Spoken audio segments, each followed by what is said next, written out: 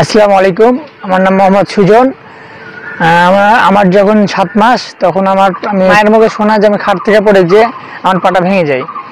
তারপরে আমার এভাবে জীবন চলতে থাকে। পরবর্তীতে আমি স্কুল ভর্তি হই। ভর্তি হওয়ার পরে পড়াশোনা করি। আমি যখন ক্লাস যখন 5-এ পড়ি তখন আমার বাবা মারা যায়। মারা যাওয়ার পরে আমার সংসারে আমার মা হাল ধরে। আমাকে মা অনেক কষ্ট করে লেখাপড়া করায়। লেখাপড়া চলে যেতে যেতে আমি যখন ক্লাস 10-এ পড়ি তখন আমার মা স্ট্রোক করে। স্ট্রোক করার পরে আমার পড়ালেখা প্রায় বন্ধর দিকে যাচ্ছিল, কিন্তু পাড়ার অনেকজন বলে যে পড়ালেখা বন্ধ করিস না, পড়ালেখা চালিয়ে যা। এই পড়ালেখা চালিয়ে গেছি। পাশাপাশি আমি একটা ছোটোখাটো দোকানে কাজ করতাম। দোকানে কাজ করতে করতে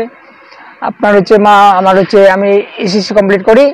এসএসসি কমপ্লিট করার পরে আস্তে আস্তে তাও পড়াশোনা চালিয়ে যাই, দোকানে কাজ করি, আবার সংসারে হাল ধরি। আমার বাবা যখন মারা যায় আমার মা আমাদের সংসারে হাল ধরে। রাস্তাতে বিভিন্ন আপনার পুরি পেঁয়াজি তারপরে ধুতি এগুলো বিক্রি করে আমাদের সংসারটা চালাতো। এই কাজ অবস্থা থেকে আপনার মা স্ট্রোক করেছিল?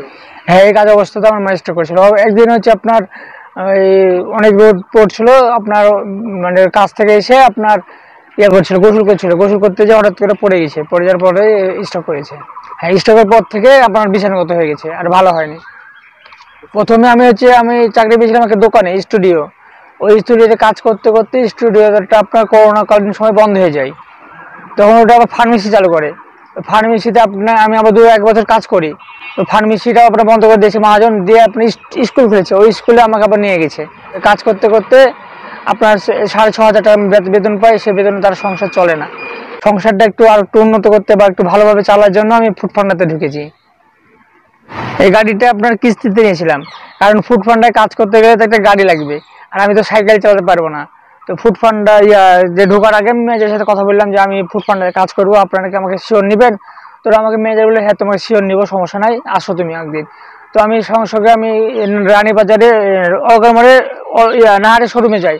ওখানকার যে মালিক আছে, মালিককে আমি সব কোনো কথা খুলে বলি, এবং আমি বলি যে আমি ভাই, আমাকে যদি একটা কিস্তিতে গাড়ি দেন তো আমার ফুড ফান্ডা থেকে আমি আয় করে আপনার যে আয়টা হবে সেখান থেকে কিছু টাকা আপনাকে দেবো, আর কিছু টাকা সংসারে লাগাবো, এতে আমার সংসারটা ভালো চলবে।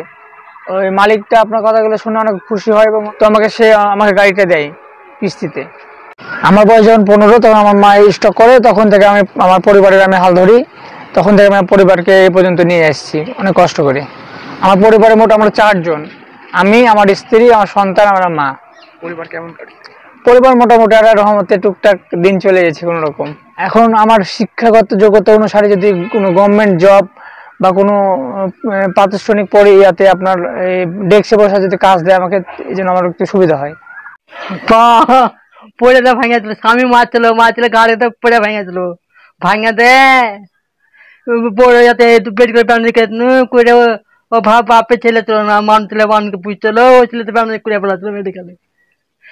দিয়ে হাত রয়েছে হাড় কই চাইছিল, দেয় 500 টাকা বগুড়াতে হাড় কাটা পড়াচ্ছিল, বগুড়াতে র কাটাতে 500 টাকা এলছে বগুড়াতে।